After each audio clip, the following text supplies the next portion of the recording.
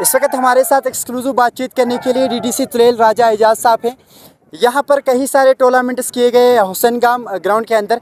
इस वक्त मैं मौजूद हूँ वादी तुलेल के हुसैनगाम ग्राउंड में। मैं आपको बता दूँ, इस वक्त अंगाईकोट और हुसैनगाम के दरमियान एक 30 ओवर्स का मैच हुआ, जिस पर अंगाईकोट टीम ने कामयाबी हासिल की और लग रहा है कि सुनने के मुताबिक 14वीं ये जो ट्रॉफी है ये हासिल की हैं। कई सारे सवाल यहाँ के यूथ से रहे हैं। हम डायरेक्टली बातचीत करेंगे। यहाँ के डीडीसी तुलेल राजा एजाज साहब ने आज यहाँ पर खुद के हाथों से उन्हें जो है ट्रॉफी थमा दी है। साथ ही साथ कई सारे सवाल थे। एजाज साहब, बहुत बहुत शुक्रिया अपना समय देने के लिए।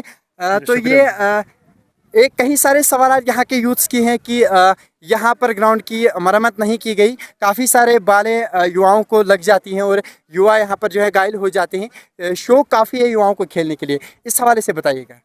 जी बिल्कुल। देखिए, जैसे मैं इक़्तिदार में आया, मैंने डीडीसी मेंबर का यहाँ पे ओहदा संभाला था। यहाँ से उसके बाद हमने कोशिश की कि हर एक पंचायत के अंदर आप देखेंगे, अगर हमारे 10 पंचायतें हैं, 10 के 10 पंचायतों में हमने सबसे पहले एक प्ले फील्ड का पहले जो ना इनिशियली जो एक इंफ्रास्ट्रक्चर होता है, हमारा इनिशियल इंफ्रास्ट्रक्चर, वो हमने तैयार किया ताकि हमारे जो यूथ है वो ज़्यादा से ज़्यादा खेल कूद में एंगेज रहे। कई कई जगह मैंने अपने डीडीसी फंड से वॉलीबॉल ग्राउंड बनाए, जो दूसरे प्ले फील्ड से जहाँ पे हमें डेवलप करने की ज़रूरत थी। पहले ये तो नेचुरली यहाँ पे अगर आप हुसैनगाम और मलनगाम जो है, मलनगाम का जो प्ले फील्ड है ये नेचुरली है, आपको नेचुरली दिखेंगे। इनमें भी हमने फेंसिंग वगैरह के लिए कोशिश की, इनको फेंस करके बाहर से, ताकि इस जो एरिया को प्रोटेक्ट किया जाए। उसके अलावा मुझसे जितना हो सका मैंने इनके लिए सपोर्ट्स इक्विपमेंट्स भी दे दिए, और उसके अलावा मैंने मेट है यहाँ पे और रोलर वगैरह वो तक भी मैंने पहुँचाया। तो जितना मुझसे हो सकता था मैंने किया। लेकिन अभी इनको जो है, जो हमारे ग्राउंड है जो नेचुरली बने हुए, इनको हम टेक्निकल टीम के साथ मशवरा करके इनको कैसे बेहतर कर सके, ताकि हमारे जो यूथ हैं, जो हमारे प्लेयर्स हैं, उनको बेटर इंफ्रास्ट्रक्चर मिले और ऐसे ग्राउंड मिले जो जहाँ पे खेल के वो और थोड़ा अपने स्किल्स को जो है वो डेवलप कर सके। हम इस पे काम कर रहे हैं। और मैं आपको ये भी यहाँ बताना चाहूँगा कि हमारा जो बड़ो प्ले फील्ड है उसका DPR बन के गया हुआ है। उसको सबसे पहले प्रायोरिटी में वो जो है वो प्ले फील्ड जो है उसको हम बढ़ा के उसको स्पोर्ट्स स्टेडियम में, एक स्टेडियम बन के वो वहाँ पे तैयार हो जाएगा। उसके बाद धीरे धीरे आप देखेंगे इन ग्राउंड की हालत और बेहतर हो जाएगी और अच्छे से हम जो है अपने यूथ को आगे प्रमोट कर पाएंगे। एजाज साहब, थोड़ा चलते चलते बात करते हैं।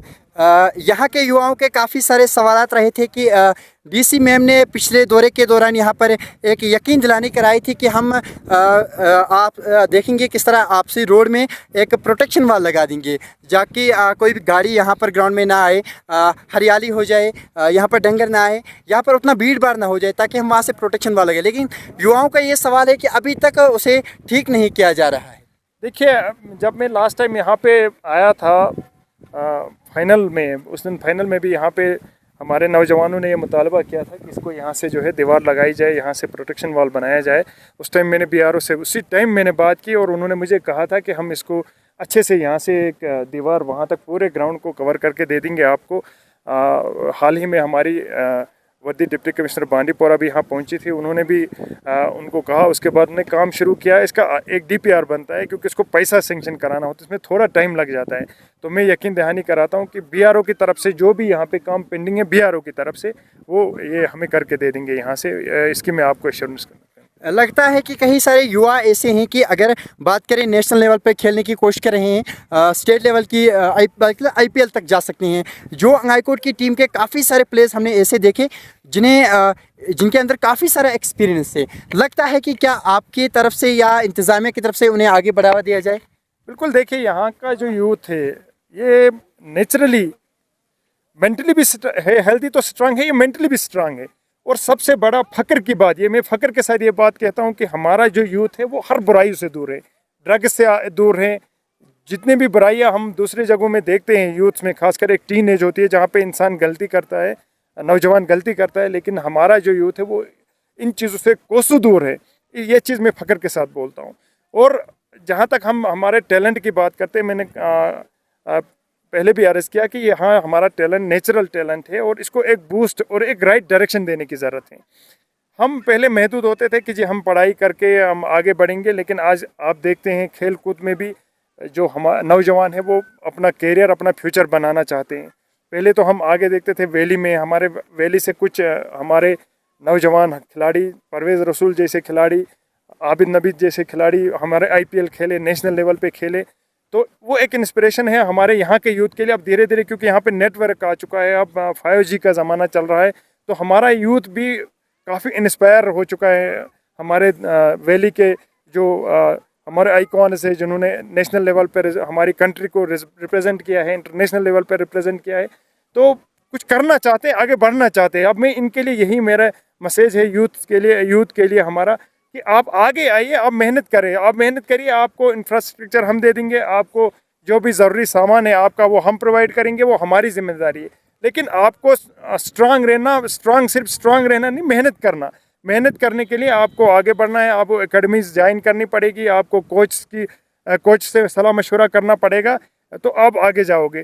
टैलेंट की हम 1000 बार कह चुके हैं कि यहाँ पे टैलेंट की, खासकर तिलेल एरिया में अगर आप देखेंगे, अगर इनको खेलते हुए देखेंगे, आपको ऐसा लगेगा कि हम कोई नेशनल लेवल की कोई गेम देख रहे हैं।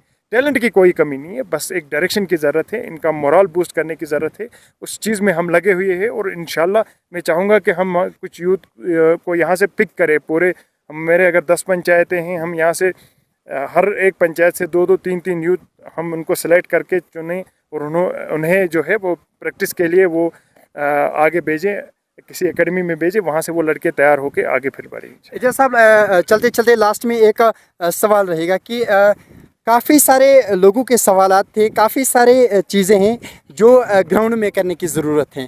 कई सारे ऐसे फंड्स आए इन ग्राउंडों के नाम से, इससे पहले भी आज भी, लेकिन उन्हें दबाने की कोशिश की जा रही है, अभी तक आगे नहीं निकाला गया। जैसे बात की आपने कि इलाके में ड्रग फ्री है, मुबारकबाद ये है कि इलाके को इस वक्त ड्रग फ्री करा दिया गया है।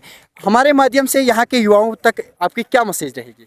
देखिए, पहले क्या हुआ है, कौन से फंड्स कहाँ गए हैं, इस पर मैं कुछ अभी टिप्पणी नहीं करना चाहता। लेकिन हमारा पीरियड जब से स्टार्ट हुआ, हमारा टर्न जब से स्टार्ट हुआ, आपको पता है सारा सब कुछ अब ऑनलाइन होता है।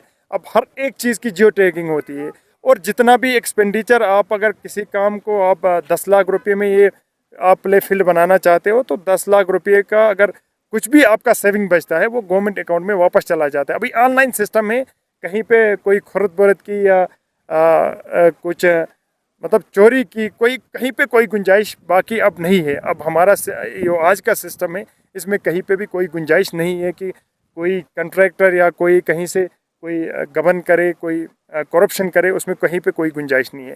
तो मैसेज नौजवानों के लिए यही है, पढ़ाई के साथ साथ आप खेल कूद में भी अब आगे बढ़ना चाहते हैं तो अपना टाइम इस पे लगाएं, अपना वक्त लगाएं, मेहनत करें। हमारी तरफ से जो भी सपोर्ट चाहे वो हम प्रोवाइड करेंगे। शुक्रिया बातचीत करने के लिए सर।